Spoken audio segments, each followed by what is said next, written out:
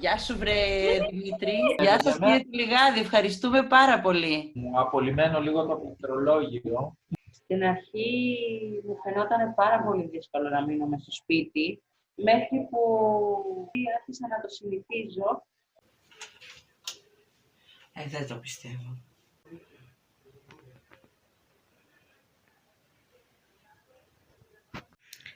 Ό,τι να αν είμαστε σε αυτό το σπίτι. Οι μέρες περνούσαν αργά και έλεγες άντε πότε θα έρθει η επόμενη μέρα, αλλά αν το σκεφτείς γενικά στο κεφάλι σου, οι 2 μήνες μου φαίνονται πολύ... Αθρηστικά τέλος πάντων δεν φάνηκαν τόσο... Ναι, αυτό. Τόσο πολύ. Είναι αυτό που τη μέρα λες τι να κάνω σήμερα και απλώς κάθεσαι στο κινητό σου και δεν τα βλέπεις μια εβδομάδα πίσω και λες τι έκανα την προηγούμενη εβδομάδα. Τίποτα. Οι πρώτες 2 εβδομάδες πέρασαν πολύ γρήγορα. Ούτε σχολείο είχαμε. Ήθελα μια αλλαγή με τη σχολή, έχω κουραστεί πάρα πολύ. Γιατί δεν είναι μόνο το σχολείο, είναι και έξω από τα μαθήματα και ήθελα ένα διάλειμμα. Οπότε με το που ήρθε η καραντίνα και το νέο από τη μία μέρα στην άλλη δεν ήταν κάπως Ναι, δηλαδή ας πούμε θυμάμαι την τελευταία μέρα σχολείου. Οι καθηγητές λέγανε ότι τα σχολεία δεν πρόκειται να κλείσουν και ότι μην ανησυχείτε, θα μείνουν ανοιχτά. Και ξαφνικά το απόγευμα μας λένε ότι κλείνουν για 2 εβδομάδες. Ναι, και μετά 2 μήνες. Εγώ 2 μήνες κάθισα σίγουρα σπίτι. Βαριόμουν. Δεν είχα τι να κάνω. Bored in a house, bored in a house, bored. Bored in a house, bored in a house, bored. Bored in my fucking in a house, bored in a bored in my fucking in a house, bored. Τσακώνομαι με τη μαμά μου και με τον αδερφό μου. Κάτι ήταν κι αυτό. Από το να κάθομαι όλη μέρα στο κινητό. Να πω την αλήθεια, τσακωνόμουν πάρα πολύ με την αδερφή μου, αλλά παρόλο που τσακωνόμουν, μετά την αγκάλιαζα έτσι, στο άσχετο. Δεν ξέρω γιατί, είχα την ανάγκη να την αγκαλιάσω. Τσακωνόμασταν πάρα πολύ για το δωμάτιο, επειδή μένουμε στο ίδιο δωμάτιο. Έπαιρνα τα πράγματά μου, εγώ νευρίαζα, ενώ παλιά δεν νευρίαζα καθόλου. Και εντάξει, ήμουνα και όλη μέρα κλεισμένη στο σπίτι, δεν μπορείς, κάπου ξεσπάς. Γενικά ήταν, το πω ευχάριστη αλλαγή, δεν ήταν κάτι το άσχημο, τουλάχιστον για μένα. Δεν ήταν στενάχωρο όπως την είδε περισσότερο κόσμο. Εγώ τις πρώτες 2 εβδομάδες είχα στο σπίτι. Μετά άρχισα να έβγαινα με τον Δημήτρη να πηγαίνουμε να κάνουμε προπόνηση στο γήπεδο. Μετά γυρνάγαμε, κάναμε μπάνιο, τρώγαμε, μπαίναμε Fortnite, παίζαμε.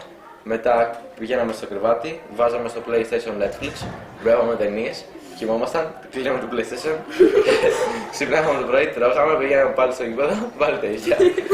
Fortnite ας πούμε πόσο, 2-3 ώρες. Μάθαμε να προφυλασσόμαστε και γίναμε και πιο δυνατοί. Ζήσαμε και πιο δυνατές στιγμές, όπου έπρεπε να μείνουμε κλεισμένοι μέσα και να στέλνουμε μήνυμα κάθε φορά που πρέπει να μετακινούμαστε και ήταν λίγο κάπως δρακόντια μέτρα. Ότι εφόσον βγήκαμε δυνατοί από αυτό, σημαίνει ότι μπορούμε να κάνουμε τα πάντα. Αυτό. Κάθε μέρα PlayStation σχεδόν, αρκετές ώρες Fortnite και FIFA και αρκετές ώρες μοντάζ. Μετά ήρθαν τα skate. Εγώ πιστεύω ότι σε όλη μου τη ζωή μου άρεσε τα skate. Όταν ήρθε και η καραντίνα και δεν είχα τι άλλο να κάνω, το ποδόσφαιρο λέω θα παίξω πάλι του χρόνου.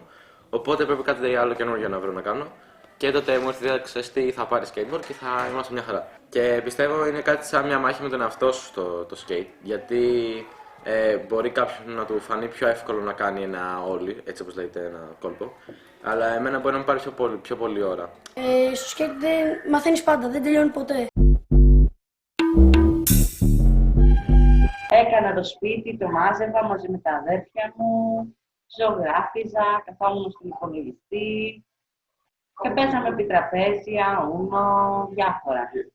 Και με το που ερχόταν ο παπάς μου, παίζαμε όλη η οικογένεια μαζί. Όταν μαζευόμουν στην αρχή ήμουν εγώ και η Βιολένα και πηγαίναμε στο βουνό, ήμασταν οι δυο μας, οπότε τραβάγαμε φωτογραφίες αφόρμητες η μία από την άλλη. Δεν θέλετε να τις δείτε, οπότε ναι, αυτό.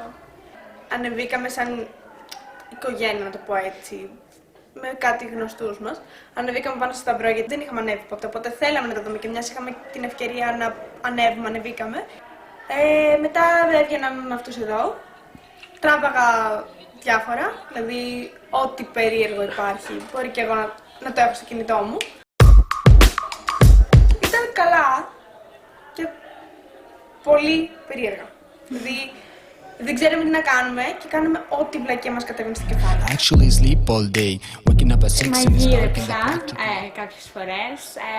Μου άρεσε πολύ να φτιάχνω το δωμάτιό μου, να ζωγραφίζω πράγματα.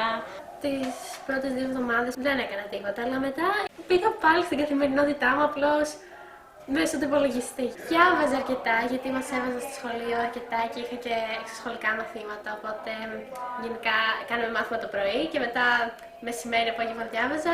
Το βράδυ έβλεπα καμιά σειρά ή έπαιζα έξω στην αρχή με τα αδέρφια μου και μετά άρχισα να βγαίνω προς το τέλος με τη Δέσποινα, που ήταν το μόνο άτομο που είδα στην καραντίνα. Οπότε βρεθήκατε λίγο. Ναι, 2-3 φορές βρεθήκαμε. Και τι κάνατε τις πρώτες μέρες? Πήγαμε στο βουνό και κάναμε βόλτες. Και επειδή δεν μπόρεσα να μπει μέσα στο σπίτι μου, ήμασταν έξω στο μπαλκόνι, έκανε κρύο και προσπαθούσαμε να δούμε μια σειρά, αλλά κρυώναμε. Είδα γύρω στις 15 σειρές. Δεν υπερβάλλει. Δεν υπερβάλλει, όχι, δεν υπερβάλλει. Είμαι λίγο εθισμένη. Έχω δει πάρα πολλές σειρές. Νομίζω περνάω το χρόνο μου πολύ ωραία και μαθαίνω και πράγματα. Για τους φίλους και τις παρέες δεν πολύ στεναχωρήθηκα, γιατί έτσι λίγο τους μιλούσαμε από Skype, από Instagram, οπότε είχαμε μια επικοινωνία. Με τους καλούς μου φίλους δεν έχασα ούτε επαφή ούτε τίποτα. Και ίσα ίσα που ξεκαθάρισε ποιοι είναι οι αληθινοί μου φίλοι με όλα αυτά. Δηλαδή είδα ποιοι νοιάστηκαν και αφού έκλεισε το σχολείο. Κάθε μέρα μιλάγαμε βιντεοκλήση.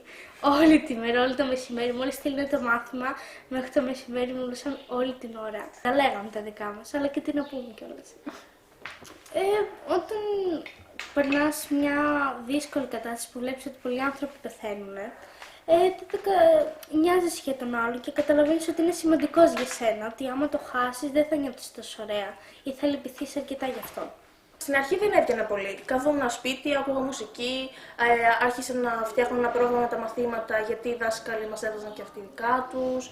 Μετά όμως με το καιρό έστελνα μηνύματα, πήγαινα μαζί με τους γονείς μου στο βουνό πάνω, πήγαιναν και άλλα παιδιά με τα ποδήλατά τους. Μπορούσες να βγεις. Έμενα μέσα γιατί είμαι γενικά σπιτόγατα, έτσι, δεν βγαίνω πολύ. Απλά είδα ότι ενώ κάθομαι μέσα στο σπίτι, χάνω πολλά όμορφα πράγματα έξω. Και άρχισα να βγαίνω πιο πολύ και τραβάγα και φωτογραφίες. Αυτές οι ωραίες φωτογραφίες που έβγαλες στο δέντρο, τι σκέψεις σου δημιουργούνε? Ναι, μία όχι ακριβώς αίσθηση ελευθερίας. Ότι ανεβαίνοντας τη σκάλα, καταλήγεις κάπου που ίσως να μην έχεις ιδέα τι θα δεις. Σε όλο τον καιρό της καραντίνας έγραψα 5-6 τραγούδια. Με βοηθάει να καταλάβω το νόημα. Και τώρα έχω αρχίσει και λίγο εδώ. Εδώ δεν το έχω τελειώσει. Η σχέση με τους δασκάλους έχει γίνει πολύ φιλική. Μας ενημερώναν συνέχεια για το τι γινόταν με τον κορονοϊό. Μας έλεγαν, ας πούμε, παιδιά μην αγχώνεστε και από το ίντερνετ και μιλούσαμε πολύ. Τώρα που έγινε όλο αυτό, δεν μας πίεζανε ποτέ. Δηλαδή, αν στέλναμε λέω παράδειγμα, στέλναμε την εργασία 2 μέρες πιο μετά από την προθεσμία, δεν θα μας λέγανε τίποτα. Και έτσι πιστεύω ότι τους νιώσαμε πιο πολύ κοντά μας, γιατί δεν μας πιέζανε. Μου έχετε κρύψει όλες τις φάτσες σας. Για να σας δω λίγο να σας πω γεια. Ελάτε. Έχουμε να κορευτούμε 2 μήνες. Ωραία είστε, κούκλοι. Ήμασταν πιο τυπικοί παλιότερα, γιατί δεν είχε συμβεί κάτι τέτοιο. Τα μαθήματα και αυτά. Ενώ τώρα μιλάμε με τους δασκάλους πιο άνετα, εξοικειωθήκαμε και με το WebEx, κάναμε πολλά μαθήματα, τους στέλναμε email, επικοινωνούσαμε. Μετά από 1 μήνα, 1,5, άρχισα να το συνηθίζω.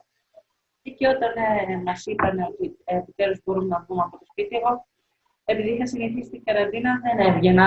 Συναντηθήκαμε να έρθουμε μαζί με τη φίλη μου εδώ στο σχολείο και λέω τώρα να την αγκαλιάσω, να μην την αγκαλιάσω. Δεν ήξερα τι να κάνω. Της λέω ένα γεια, εντάξει, τη χαιρετάω, εντάξει, ήμασταν δίπλα-δίπλα, αλλά δεν την αγκάλιασα, λέω πώς θα το πάρει, μήπως δεν θέλει κτλ.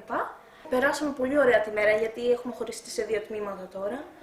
Κάναμε το μάθημα, πρώτη φορά ήταν τόσο ήσυχα. Παρακολουθήσαμε το μάθημα έτσι, δεν κάναμε πολύ φασαρία. Εγώ πιστεύω ότι και τώρα θα έρθουμε πιο κοντά, γιατί είμαστε πολύ λίγα άτομα στη τάξη. Σου δίνει πιο πολλές ευκαιρίες και να συμμετέχεις στο μάθημα, αλλά και με το καθηγητή να έρθεις πιο κοντά με τις απόψεις σου, να εκφράσεις πιο εύκολα τις απόψεις σου. Υπάρχει υπερβολική ησυχία που είναι λίγο τρομακτικό κάποιες φορές, αλλά εντάξει. Εμένα μου άρεσε πάρα πολύ στην καραντίνα. Δεν ξέρω τι άλλο περιμένω από το 2020.